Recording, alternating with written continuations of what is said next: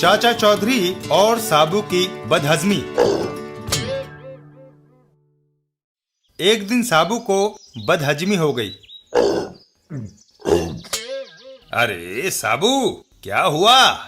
चाचा जी, बदहजमी हो गई है। खट्टी खट्टी डकारें आ रही है, दर्द हो रहा है। रात को दावत में मैंने तुमसे कई बार कहा कि ज्यादा मत खाओ, लेकिन तुम नहीं माने। ये उसी का अंजाम है। चाचा जी, कोई तरकीब इस तकलीफ को मिटाने की बताओ, नहीं तो मैं मर जाऊंगा। किसी केमिस्ट के दुकान से 1000 हाजमे की गोलियां लेकर खा लो, सब ठीक हो जाएगा। और साबू केमिस्ट की तलाश में निकल पड़ता है। चल बेटा साबू, अब केमिस्ट की तलाश में मारा मारा फिर। एक जगह पहुंचकर, अरे केमिस्ट साहब, जल्दी से 1000 हाजमे की गोलियां देना। 1000? अरे भाई, दर्जन 2 दर्जन गोलियां चाहिए हो तो दे सकता हूँ। ज्यादा स्टॉक मैं नहीं रखता, इसके लिए तुम्हें होलसेलर के पास जाना पड़ेगा। साबू तुरंत वहां से उल्टे पांव दौड़ लगाता है। बाप रे, अब होलसेलर को ढूंढते फिरो। दवाइयों की थोक की दुकान। जरा 1000 हाजमे की गोलियां देना। साबू, तुमने थोड़ी देर कर दी। अभी अभी मैंने हाजमे की सारी गोलियां शहर के स्टॉकिस्टों को भिजवा दी है। अब तुम्हें दवाइयां बनाने वाली फैक्ट्री में जाना पड़ेगा। और बेचारा साबू एक बार फिर दवाई की फैक्ट्री की ओर दौड़ लगाता है।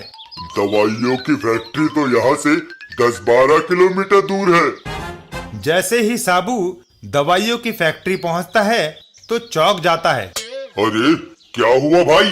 दवाइयों की फैक्ट्री में आग लग गई है। लो, मैं पहुंचा भी तो ऐसे मौके पर जब उसमें आग लग गई है। अगर हाजमे की सारी गोलियां जल गई तो मैं मर जाऊंगा।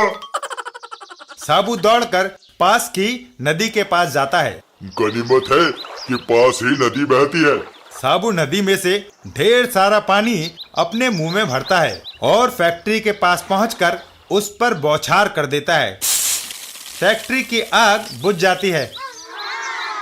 धन्यवाद साबू, तुमने हमारी फैक्ट्री की आग बुझाई। तुम्हें 1000 हाजमे की गोलियां हम मुफ्त देंगे। मैनेजर साहब, अब मुझे उनकी जरूरत नहीं। गोलियों की तलाश में मैं इतना दौड़ा भागा कि सारा खाया पिया हजम हो गया।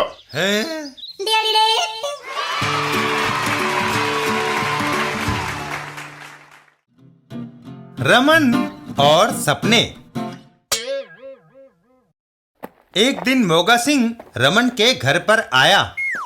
ओए रमन, अपने साथ मिडिल में जो चदामी लाल पढ़ता था ना, वो मिनिस्टर बन गया है।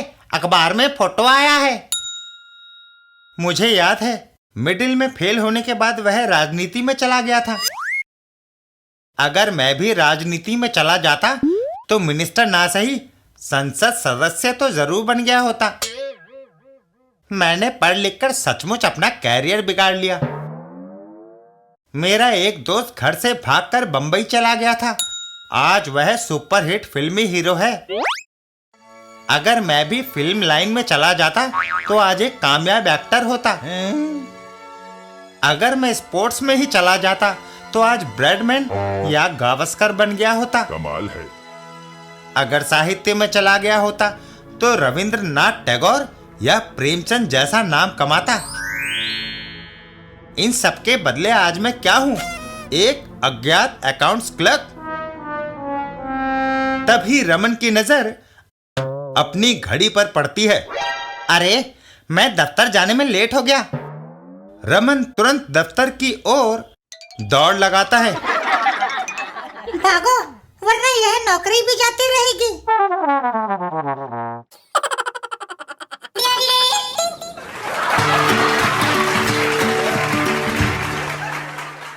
चाचा चौधरी और साबू की चाय। एक दिन चाचा चौधरी एक बड़ा सा कप प्लेट हाथों में उठाए घर आए। साबू, लो, मैं तुम्हारे लिए ये कप प्लेट फैक्ट्री से स्पेशल बनवा कर लाया हूँ। चाचा जी, अब गर्मा गर्म चाय भी मिल जाए तो मजा आ जाए। भाग्यवान, साबू के लिए चाय बना देना। उसके लिए मुझे तुम्हारी मदद की जरूरत पड़ेगी। और फिर चाची साबू के लिए चाय चढ़ाती हैं। हाँ, पानी से भरा ये पतीला अंगीठी पर रख दो। पानी उबलने लग गया है, चाय डाल दूं। अब दूध मिला देना चाहिए। लो, चाय तैयार है। कप में भर दो भाग्यवान, मैं चीनी मिला दूंगा। थोड़ी दूर पर शब्बू और झब्बू दो उचक्के बातें कर रहे हैं। शब्बू, अगर तुम चाचा चौधरी के परिवार को घर से बाहर निकाल दो तो पीछे से मैं चोरी कर सकता हूँ। ये कौन सी बड़ी बात है? शब्बू दौड़ा दौड़ा चाचा चौधरी के पास पहुंचा। चाचा जी, गजब हो गया। टिंगू मास्टर कार के नीचे आकर जख्मी हो गया है। ये सुनकर चाचा चौधरी साबू और चाची दौड़ पड़े। चलो देखें। हाय, मेरे टिंगू को क्या हो गया? थोड़ी दूर जाने पर, अरे टिंगू मास्टर, तू ठीक ठाक तो है? क्यों, मुझे क्या हुआ है? मैं दारा सिंह की तरह रुष्ट पुष्ट हूँ। लगता है उस आदमी ने हमसे झूठ बोला। हाय, मैं तो सारा घर खुला छोड़ आई हूँ। उधर घर में, आहा, अब मैं इत्मीनान से घर की सारी चीजें बांध के ले जाऊंगा।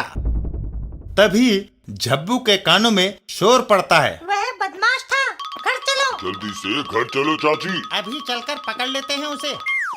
ओह, लगता है घर वाले जल्दी ही लौट आए हैं। अब मैं कहाँ छुपूं? झब्बू घबरा कर वहीं रखे साबू के चाय के कप में घुस जाता है।